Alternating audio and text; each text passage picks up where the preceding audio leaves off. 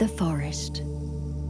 Emerging 350 million years ago, it's crucial to life on Earth. Home to 80% of the planet's biodiversity, forests and their treasures guarantee the survival of 1 in 5 human beings.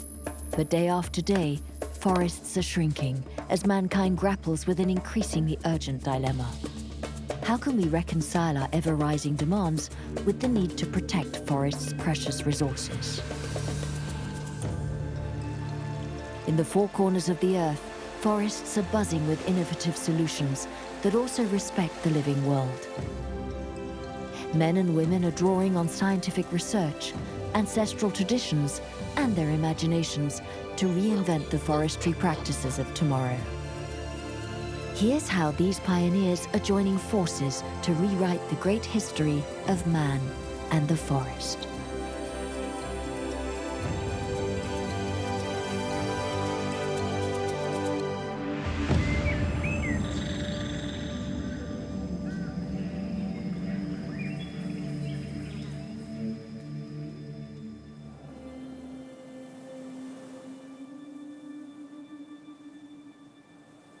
The Sundarbans forest is the largest mangrove in the world, covering over 10,000 square kilometers between India and Bangladesh.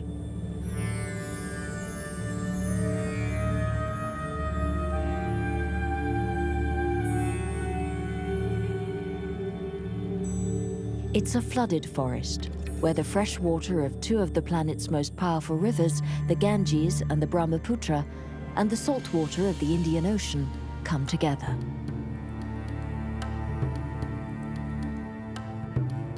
From this junction is born an inextricable network of saltwater canals that form an amazing ecosystem ruled by the mysterious Bengal tiger. For Bengalis, Sundarbans means beautiful forest. It provides them with the best protection against increasingly violent cyclones, but especially, the forest is brimming with game, fish, crustaceans, and wood used for heating and building. The families who live here are entirely dependent on the forest and have always been mindful of the balance between their needs and what the land can offer them. But over the past few years, this balance has been seriously disturbed, and the means to remedy it are lacking. Everything lies in the hands of local initiatives. How can humans re-establish the balance of this forest that is looked upon as a protective and nurturing mother by an entire people?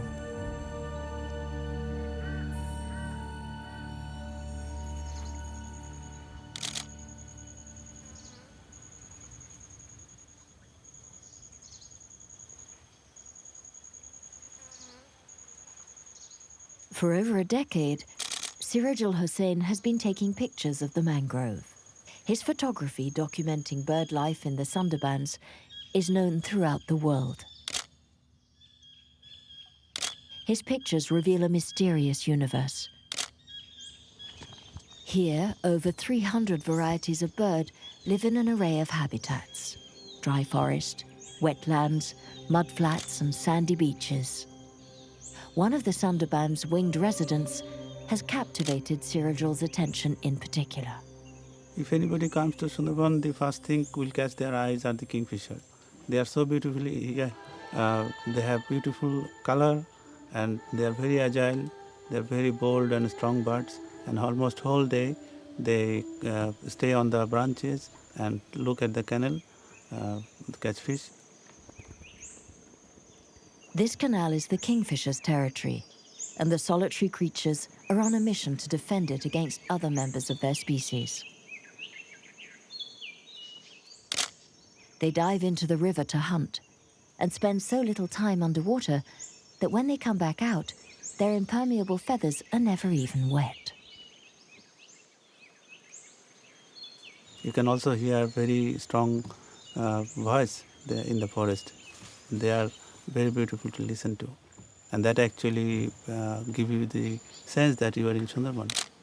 Because I don't think anywhere else you can hear so strong and so loud and beautiful bird song.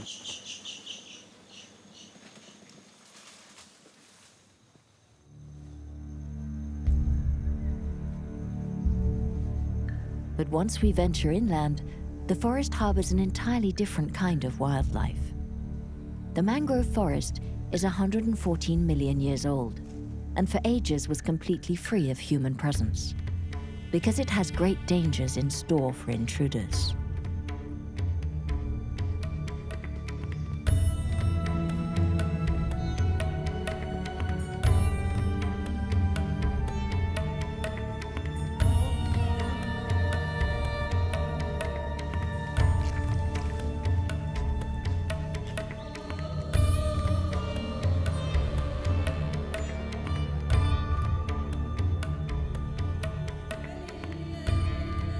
The chital, however, also known as the spotted deer, is harmless. It's one of the most common animal species found in the Sundarbans. There are some deer came to eat, a group of about 60, 70 deer. This place is full of with kevra trees. You can see around all those trees. The lowest leaf are in the same line like a haircut. This is because the deers actually they climb on their hind leg and eat all the leaves as far as they can.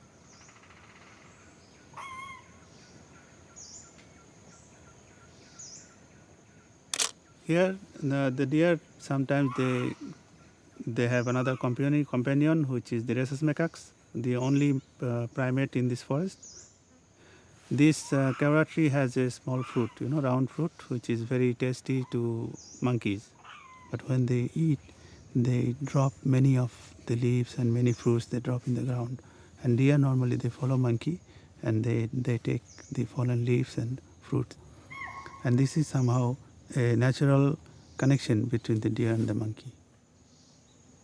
But the unusual symbiosis that has developed between the deer and the macaques is mainly useful for defending against the same predator. Those cries are the alarm signal for the entire forest. For Sirajul, this unparalleled predator arouses as much fear as fascination. Even after more than 10 years, he's only managed to snap its photo once. An extremely rare picture worth more than all the rest. So we were hearing this deer call, and this was advancing, and then some monkey started to, making noise, and so we were just thinking that something is happening. So we told our boatman who was rowing with his hand to go faster. We were just going through the canal. Slowly, I saw a head came out behind the bush and slowly going and swimming across the canal. I took some shots. Some of my friends also took some shot, and that was fantastic. That day, Sirajul took a picture of a Bengal tiger, Panthera tigris tigris, the largest big cat on earth. It was really a good feeling because getting a tiger photo in the wild is very rare, and I felt great.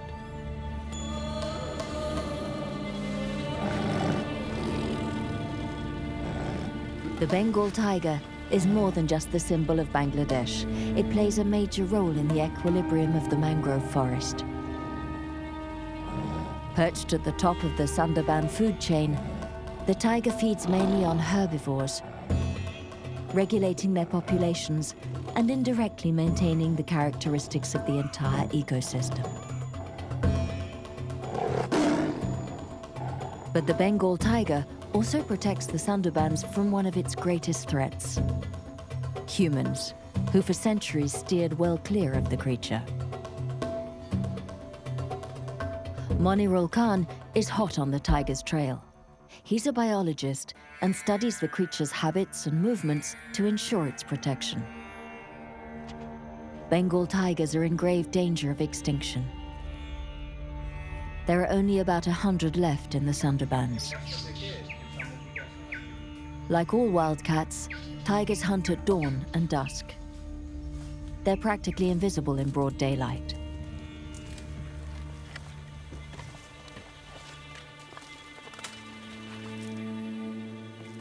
Studying one of the largest predators alive comes with mortal risks. Monirul Khan never ventures into the mangrove without an armed guard.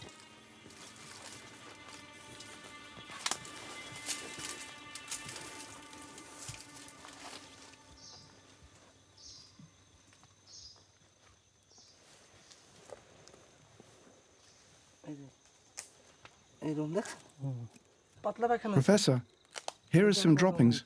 I found some fur, look. Yes, those are tiger droppings. We see deer fur. These droppings are quite old. The fur tells us what the tiger ate. In the Sundarbans, we see very few tigers. I'm looking for the path this tiger took, the different behavioral signs that show us what it did. If it hunted, ate, rested, or walked about. Every track and sign a tiger leaves gives clues to its behavior. I'm noting this spot so I can locate it later on the map.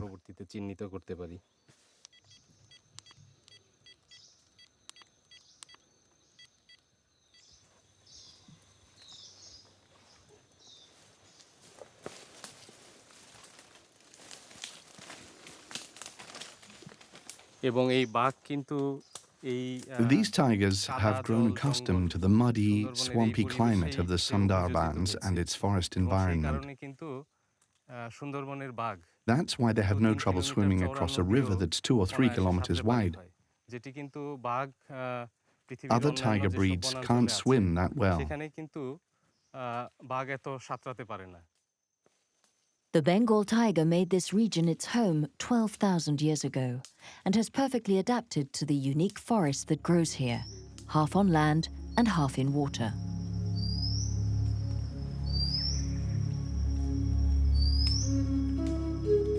The reigning tree here is also amphibious, the mangrove. There are a dozen or so varieties.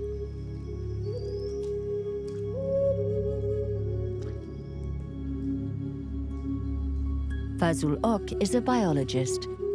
He spent his entire career working to understand the incredible mechanism that allows the mangrove to adapt to what no other forest can stand up to: tidal ebb and flow.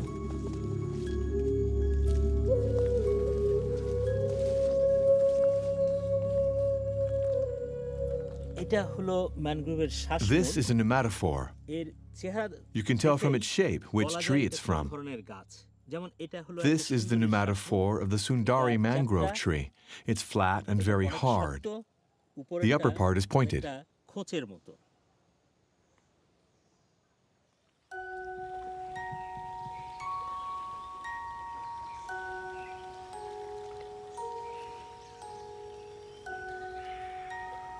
As it is flooded twice daily, the soil in the Sundarban mangrove is poor in oxygen.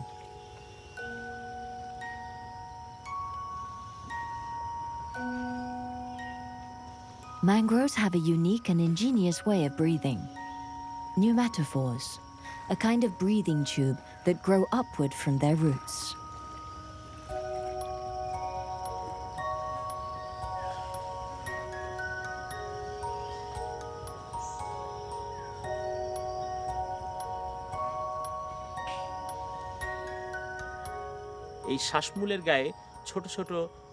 When the tide's low, the trees breathe through the pores of their pneumatophores, called lenticels. At high tide, the lenticels close and trap the air inside the tree.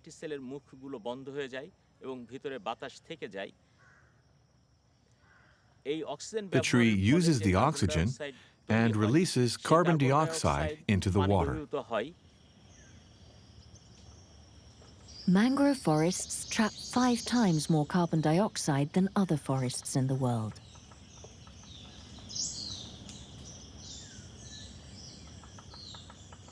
The mangrove's other amazing feat is that it's able to thrive in salt water. লবণাক্ততার জন্য গাছের যে অভিযোজন To আছে cope সেটা with হলো salinity, লবণ শোষণ করার the সময় গাছ mangrove কিছু filters লবণ out বাদ the দিয়ে salt, পানি then শোষণ absorbs করে। the water. তার ছাড়াও যেটুকু লবণ The গাছের tree then শরীরে প্রবেশ excretes করে the salt সেই that's been লবণগুলো filtered আবার through its গাছ leaves. কিছুটা পাতার মাধ্যমে বের করে দেয়।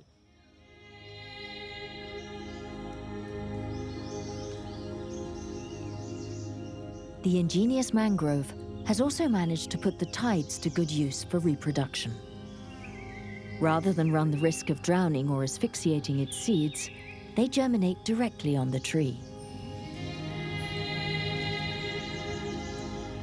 After getting swept by the currents at high tide, the seedlings fall and take root in the sludge at low tide. After that, everything happens fast. The tree's root system emerges in 1 day, and the first leaves in less than 10.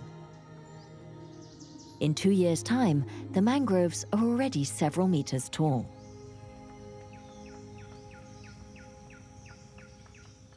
This dense root system has an amazing attribute. It anchors trees in a particularly solid way, allowing them to act like a fence to slow down wind and water. Though they may not be able to stop a tsunami, mangroves can reduce the damage caused by the fierce cyclones in the Bay of Bengal. Mangroves offer precious defense for the entire country. But the mangrove forest is much more than a cluster of trees. এখানে খাদ্য শৃঙ্খল What we have here is a complex and diversified food chain. এবং অত্যন্ত দক্ষ একটা প্রতিবেশে Each living creature plays an important role. জীব অত্যন্ত গুরুত্বপূর্ণ। When the water recedes, it reveals a whole realm of curious creatures. Like the mudskipper, an amphibious fish perfectly capable of living on land during low tide. Its eyes are fully independent from one another, which not only gives it a broad field of vision, but allows it to see both under and above the water. But the true engineer of the mangrove is this guy, the crab. As an omnivore, it eats everything it can find, from mangrove leaves to dead animals. And in doing so, it recycles the ecosystem.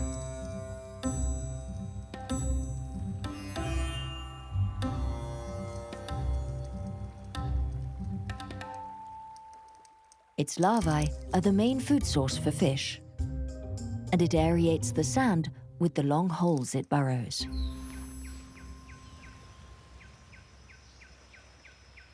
The Sundarbans mangrove is brimming with crustaceans, fish, birds, and mammals, a real horn of plenty.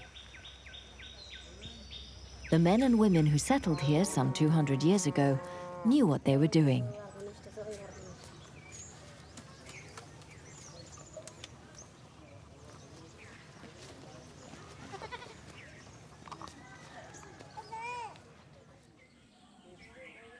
But in order to get their hands on the mangrove's treasures, they had to come to terms with its guardian, the tiger. For 2 centuries, only the most daring and destitute have braved this highly dangerous, yet nurturing and fertile environment. Its inhabitants have long led an existence in harmony with the resources the forest has to offer.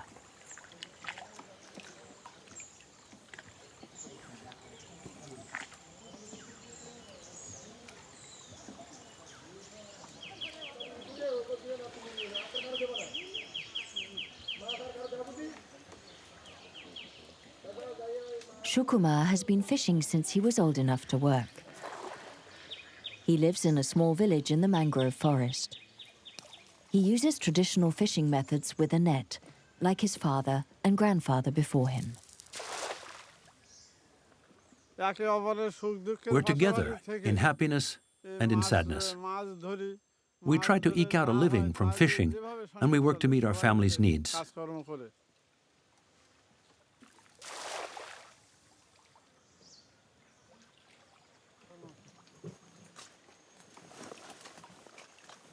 The harmonious balance Shukumar alludes to has been challenged the past few years. the numbers of fish are dwindling. The people in the heart of the forest are growing concerned. There aren't enough fish left to support a whole family. A lot of fishermen are giving up and heading to other regions. Those who stay have to venture deeper into the forest.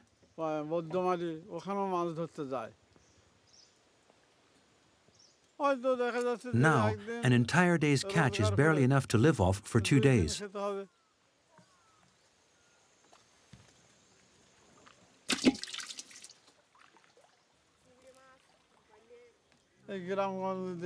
We need to find a different livelihood in our village, or else go find work in another region.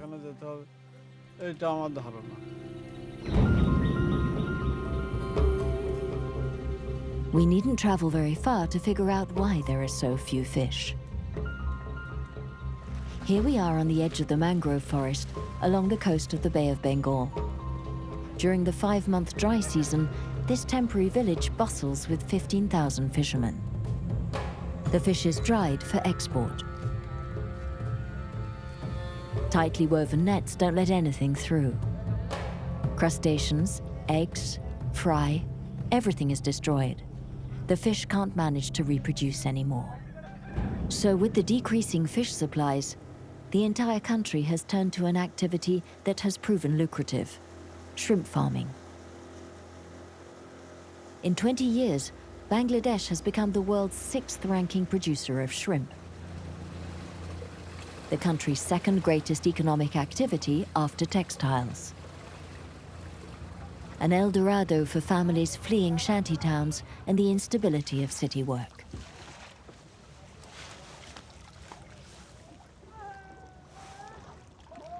At high tide, hundreds of fishermen retrieve their nets of shrimp fry, which they sell to farmers, who then place them in nursery ponds. But therein lies the problem. Shrimp farming is an ecological disaster. Abdul Chaudhuri is a professor of environmental science. For 20 years, he's watched the shrimp industry wreak havoc with the Sundarbans and completely reshape its landscape.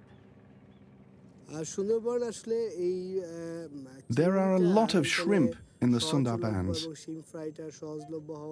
but there are too many producers, and that means over-farming.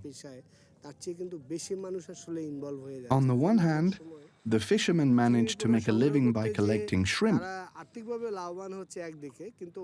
but on the other hand, they destroy other natural resources by catching the eggs and fry of fish endemic to the region.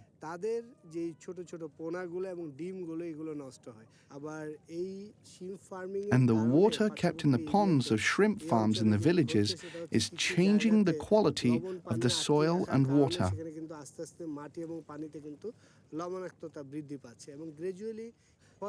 The water kills freshwater fish in favor of shrimp.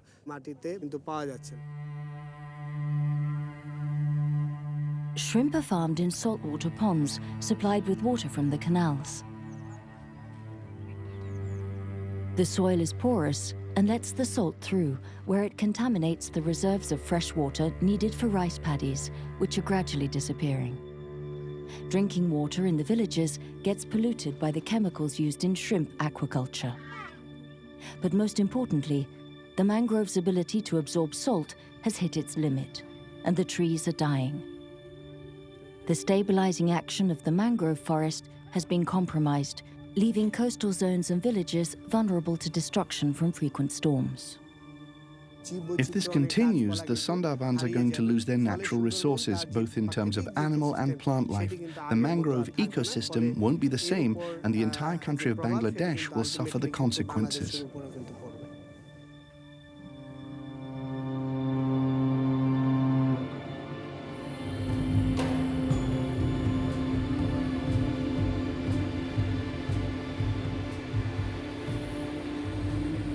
Since the shrimp rush began, 1 million people have depended on the mangrove forest for their survival. They represent a massive drain on the forest's resources.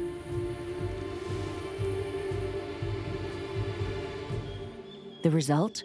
Unprecedented deforestation, a disturbed ecosystem, and tiger attacks. The tigers of the Sundarbans have been man-eaters ever since villagers have sprung up near their territory. To survive, a male tiger needs a surface area of 100 square kilometers. Deer, its prey of choice, is also hunted by humans, of whom there are more and more. Man and tiger. The mangrove has become too small for these two big predators. And tigers, which are excellent swimmers, are infamous for attacking fishing boats. Wait, I think there's a tiger print there. Go closer to that bank. To the right there? Closer. Yes, it's right there. I can't see very well, but there's something on the other side. Yeah, let's cross.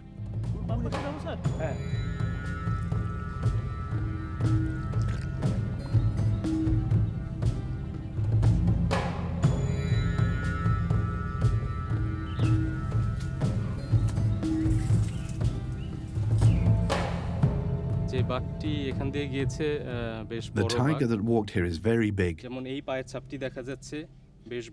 The large circular print indicates an adult male. Now I'm going to measure it. 10 centimeters at the heel, and in length, 11.5 centimeters. An adult male weighing over 250 kilograms. We can also deduct how old the print is. The insect grooves tell us it's not recent. I'd say the tiger came by here about 24 hours ago.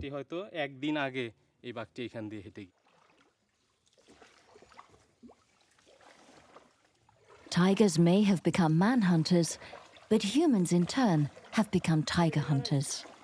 The demand for products derived from the big cats is very high in Asia. Each part of the tiger, skin, teeth, bones, sells at a high price. Another threat comes from people living along the forest edge. When a tiger comes out of the forest, it gets killed.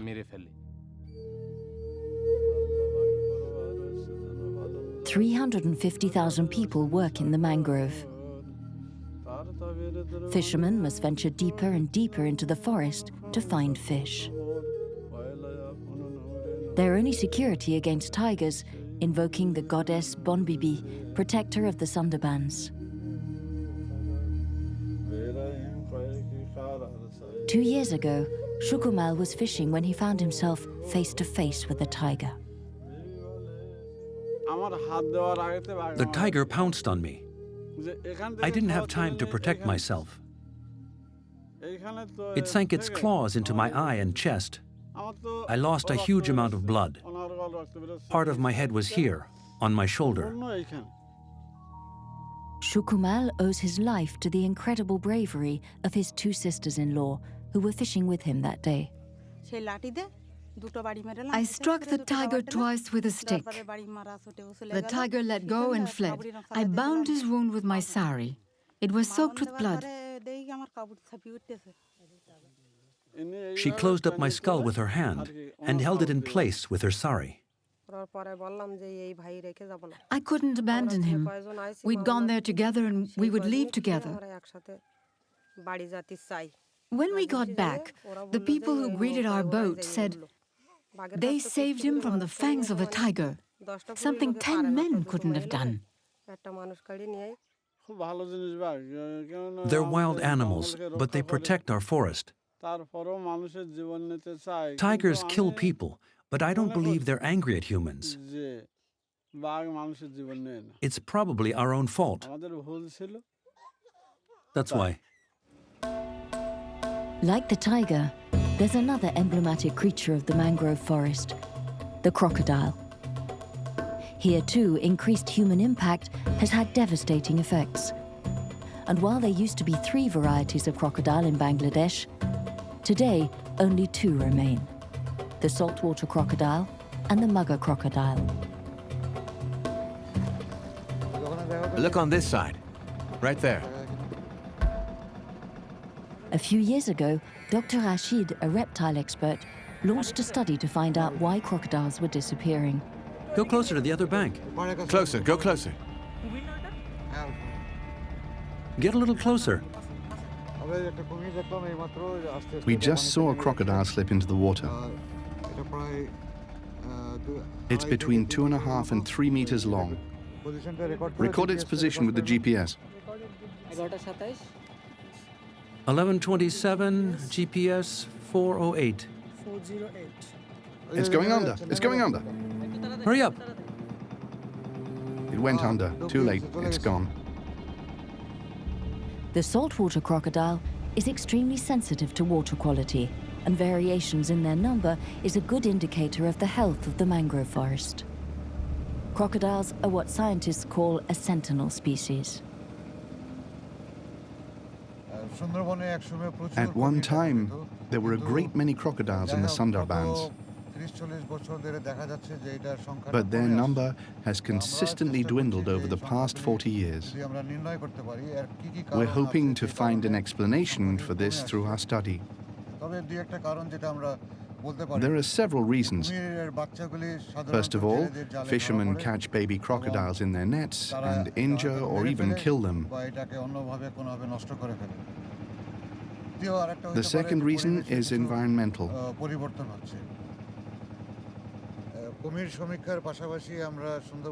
Besides taking a census of crocodiles, we record water quality, its salinity and temperature.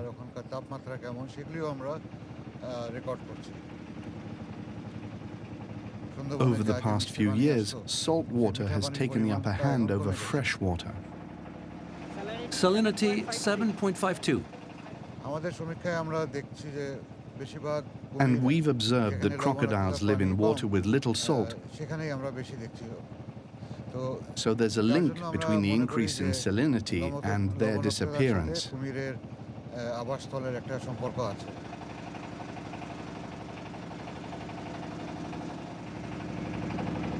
pH 8.3.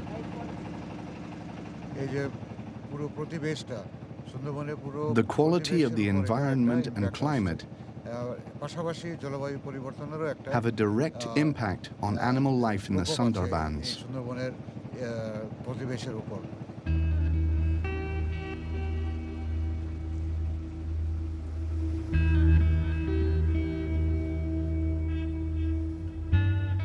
As with the tiger, the fate of the crocodile reflects that of the forest. Both suffer from too great a human impact. The equilibrium of the Sundarbans has been damaged. The government of Bangladesh has reacted by restricting access to the beautiful forest. From now on, one must have a permit to go there, which is difficult to obtain. Armed guards patrol the canals. Zahiruddin Ahmed, director of the Forest Department, is in charge of reinforcing inspections. In some of the places, in 23% of this forest, there is no fishing allowed. It is kept for the breeding ground of the fish. Besides this, another 18 canals are entirely kept for the breeding ground of the fish.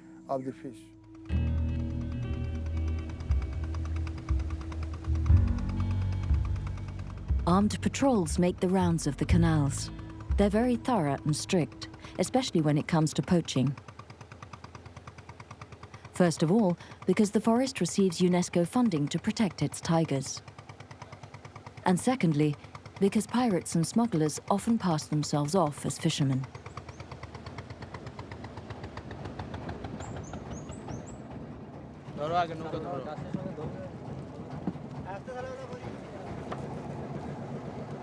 What's your name? David, Are you sure? I had some trouble. Otherwise, I'd be home already. All right, here you go. The man's fishing permit is in order. His boat contains nothing suspicious beyond a meager catch of fish, barely enough to feed his family. Zahiruddin Ahmed is aware that government inspections in the mangrove are not a sustainable solution.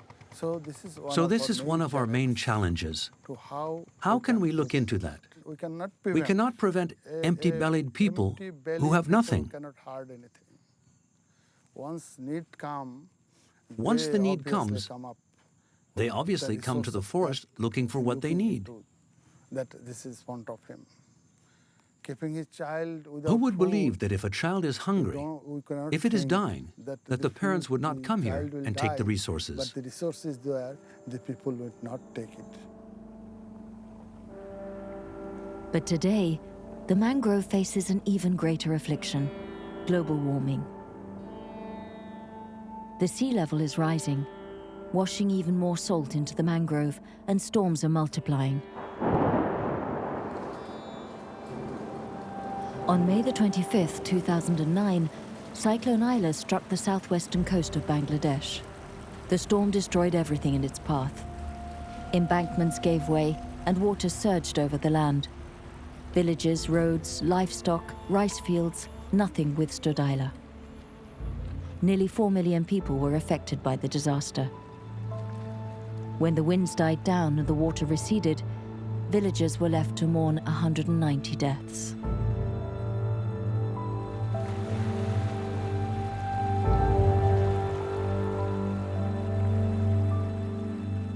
For a long time, the mangrove forest was Bangladesh's best defense against frequent cyclones. But this time, it wasn't able to halt the disaster. The forest threw in the sponge.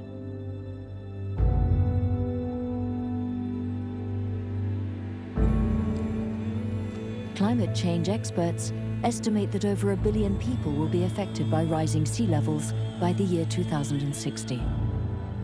Bangladesh is one of the 5 most vulnerable countries.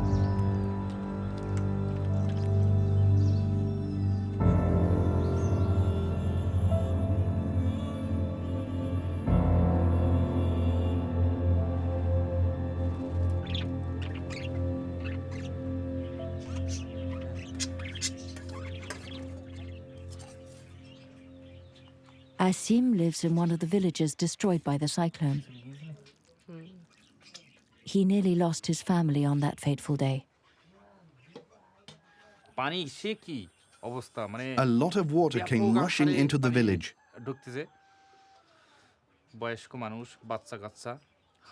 I watched as old people, women, children and pets got swept away. My son was with my wife, and she refused to leave his side. I watched them get swept further and further away by the waves. I was really little. My mum and I got swept far away in the flood. I was so scared.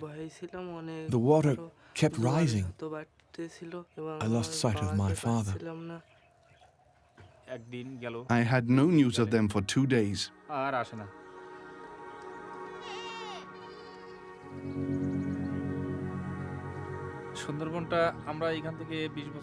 In 20 years, the Sundarbans have changed so much.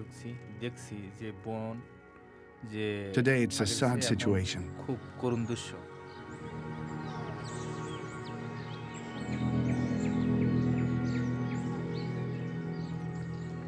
But disaster is often a catalyst for change. After Isla and the destruction it wreaked, Asim decided to take fate into his own hands. His fate, but also that of the land he so loved. First, he educated himself about the harmful effects of forest exploitation. Then he shared what he learned with his fellow villagers. Next, he came up with an idea that would change everything: planting an artificial mangrove forest to preserve the original one. And so several times a month, Asim goes from village to village, organizing mangrove planting operations. His mission: to reverse the devastating downward spiral poisoning the Sundarbans. You're going to do exactly as I do. First, make a hole. The root is 4 inches. You have to make a 3-inch hole, then pack the earth around it. Does everybody understand? Take your time. Go very slowly. Treat the seedlings like you would your own children.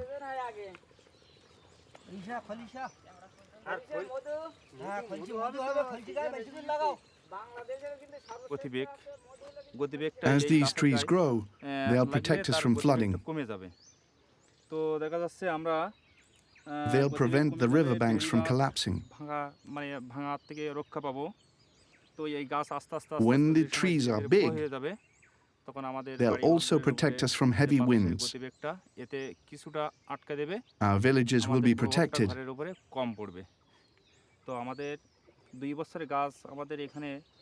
In 2 years, they'll grow 7 meters tall. They'll provide wood for us to burn. They will also give us fruit we can sell.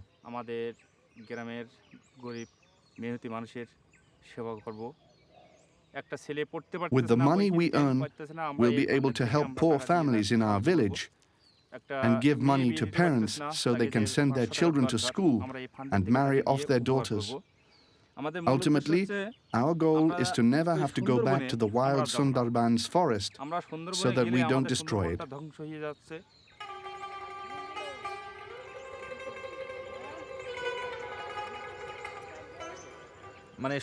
For us, the forest is like our mother, a mother who feeds her children and gives them all her love. In short, the forest allows us to live. That's why we have to do everything we can to preserve the forest and raise the awareness of those who live here.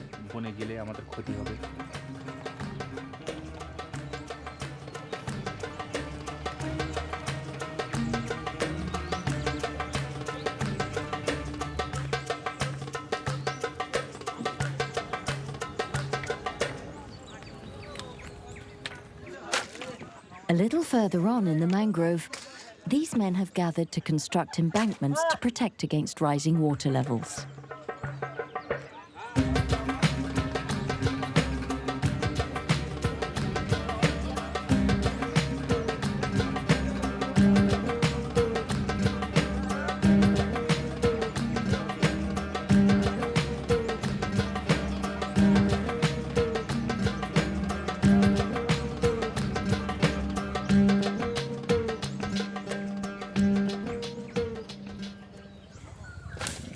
In the 1950s, the Bangladesh government slaughtered 3,000 crocodiles in order to export their skins.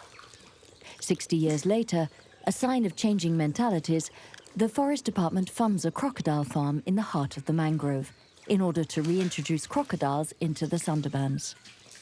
The first year they eat fish. After they grow a little bigger, we give them small pieces of meat.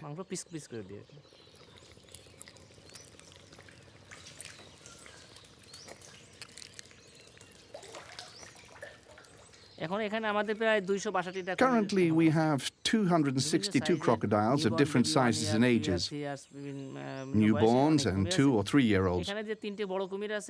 We also have 3 adult crocodiles in our center, Romeo, Juliet, and Filfil.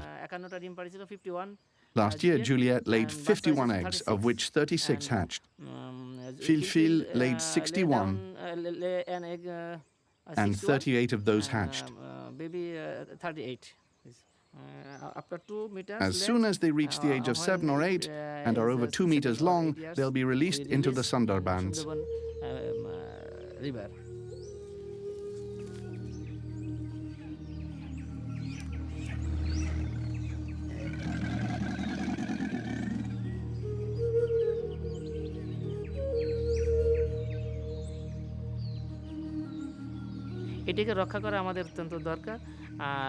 We have to protect crocodiles because they favor the presence of fish and guarantee the continuity of the food chain.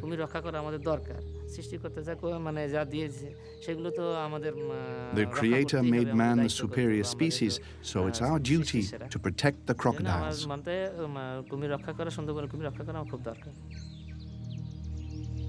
Like the tiger in the forest, the crocodile is the super predator of the mangrove swamps. It holds the role of cleanup crew, eliminating weak and sick fish, thus ensuring the health of the ecosystem. Scientists have observed that there are fewer fish in places where the crocodile has disappeared. If the crocodile reintroduction program is successful, aquatic life as a whole in the mangrove should improve.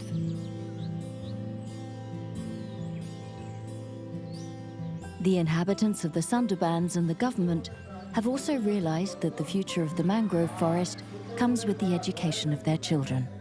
The main issue is the education. The main issue is We are education. thinking regarding the education and health also. We think education If we can don't help give them us. proper education, the If we do local not people, give the local people small proper boy education, one day will a small go boy will again go with his father to the forest. inside the forest. But And once this small boy has education, come up with the he will education, tell his father, the small boy will "Please do tell not the go." father, please don't go. With the help of an international NGO and the cooperation of local people, the Ministry of Education has set up an education program in the schools of the mangrove forest. Sundarban অনেক সুন্দর তাই না তাহলে কি বনটাকে আমাদের কি রক্ষা করতে হবে ভালোবাসতে হবে নাকি ধ্বংস করব সবাই ভালোবাসবো সুন্দরবনে যে সকল প্রাণী বাস করে তাদেরকে হত্যা করব না ভালোবাসবো সুন্দরবন আর সুন্দরবন রক্ষা পেলে কারা বাঁচবো আমরা বাঁচবো সবাই মনে থাকবে এটা সুন্দর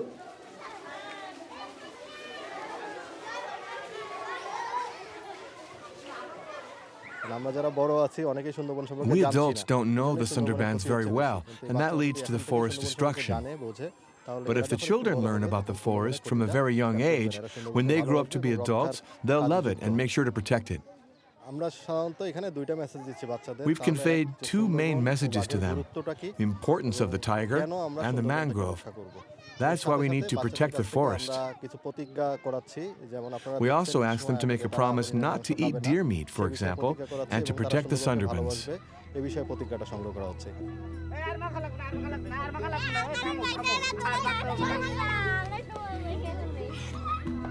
Each child signs with a handprint to mark his or her promise to protect the mangrove. Sundarban বাধা দেয় আমরা সুন্দরবন থেকে কাঠ মধু অনেক কিছু জোগাড় করি এজন্য আমাদের কাঠ সব নিয়ে আমরা বাজারে বিক্রি করি আমাদের সংসার চালাই ওই যে গাছ সুন্দরবনের গাছ আমরা আমাদের অক্সিজেন দেয় সুন্দরবন আমাদের মায়ের মতো আমরা সুন্দরবনকে বাঁচাবো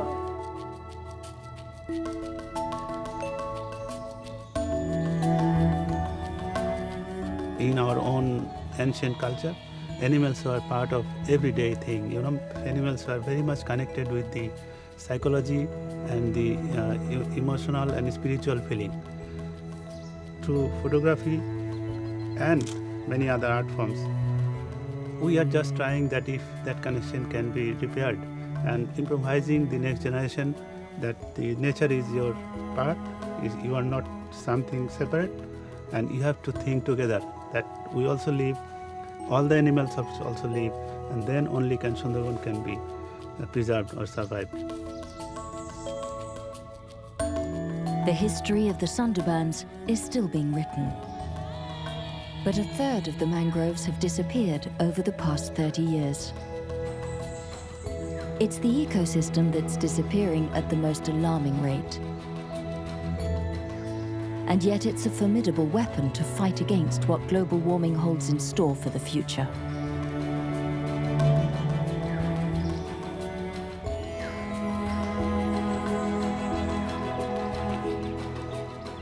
Local communities have taken the forest into their hands. Will the forest's revival come about through the children of its fishermen and hunters? Though they may not hold the official title as such, these youngsters are no doubt the best guardians of the Sundarbans.